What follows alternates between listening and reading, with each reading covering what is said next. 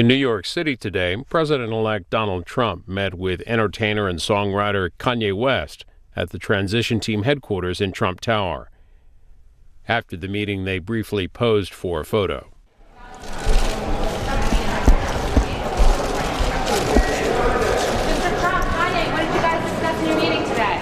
Just friends, and he's a good man. Doing well. Long time. We've been friends for a long time. Life.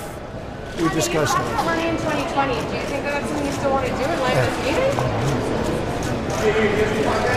Kanye, are you considering performing at the inauguration this year? Kanye, no comment about your meeting with the president-elect. This is the president-elect of the United States. Nothing to say? I just wanted to take a picture right now. Do you wish you were voting for him, Kanye? And you take care of yourself. I'll see you soon. All right?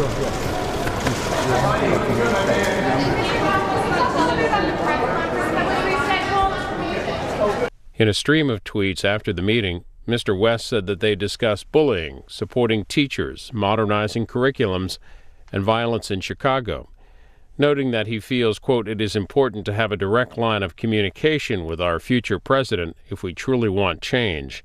In his final tweet, he simply said hashtag 2024. The rapper announced his desire to run for president in 2020 at the MTV Music Awards a year and a half ago. President-elect Trump also met with Bill Gates and former professional football players Jim Brown and Ray Lewis. We'll hear from the Microsoft co-founder first.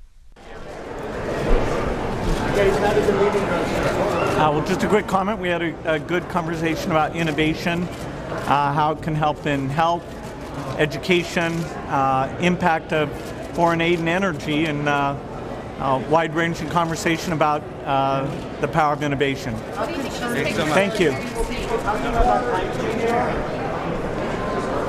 Former NFL stars Jim Brown and Ray Lewis talked to reporters after their meeting with President-elect Trump, flanked by Trump advisor Omarosa Manigault and Pastor Dr. Darrell Scott. What do you think? How do you think it went, Papa? I think it went fantastic. Yeah. Great meeting. What did you guys discuss?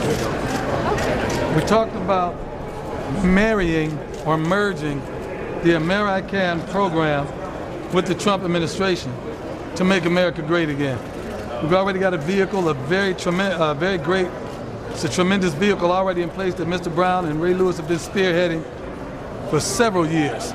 And to me, it's a match made in heaven. It's something that rather than go out and try to invent a vehicle to enhance the African American community, we have a vehicle in place that we need the country to get behind, not just this administration, but for the country to get behind so we can affect positive change in our communities. How receptive was this Trump?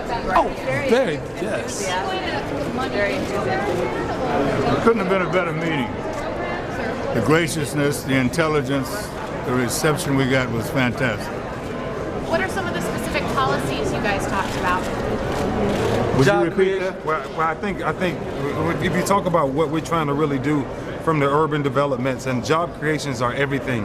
But I think, we're talking about really what entrepreneurship really looks like from the individual themselves. And I think what AmeriCAN program has done for so many years is put us at that place, and now we have 30, 40,000 former gang members and people who's changed their lives. But what we believe with the Trump administration is if we can combine these two powers of coming together, forget black or white. Black or white is irrelevant. The bottom line is job creation, economic development in these urban neighborhoods to change the whole scheme of what our kids see for our next future. And we will characterize Mr. Trump's outreach to African Americans during the campaign. Do you feel that it was appropriate? Yeah, well, I think what I do feel is that he's wide open to really helping us change what hasn't been changed. You talk about, you go all the way back to $22 trillion since President Johnson was around, and you think about what that is, of what talking about, like really solving poverty, $22 trillion that we haven't addressed yet, right? So for us as a black community, for Trump to even step up there, for Mr. President to step up there and say, I'm gonna do that, that means everything. And I think that's why me and Mr. Brown is here today. Did you all vote for him for president? No, I did not. The election is over. Right. We don't need to talk about that. We need to talk about going forward. We're not here to talk about the past. We're here to talk about going forward. I've been listened to, and we definitely have a partnership. Yep. And it's an extension of the outreach program that we put in place that you follow so very closely.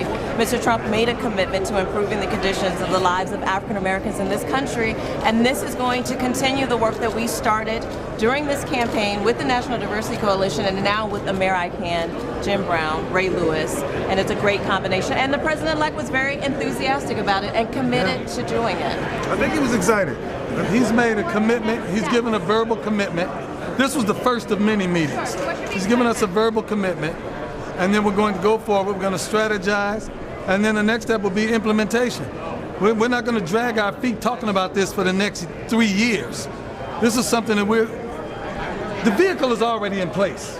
The model already works. We're just going to energize and empower this model, put the government behind it, put the Trump administration behind it, put the African American community behind it, put the American community behind it, and we're going to get busy. Does it concern you at all that in the top four, the big four cabinet posts, Mr. Trump hasn't appointed a woman or a minority? No, it doesn't concern me. We're talking about this today.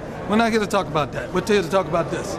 This is what we're talking about. Our focus is right here on this American program and implementing this program. Any questions for Ray or for Jim Brown?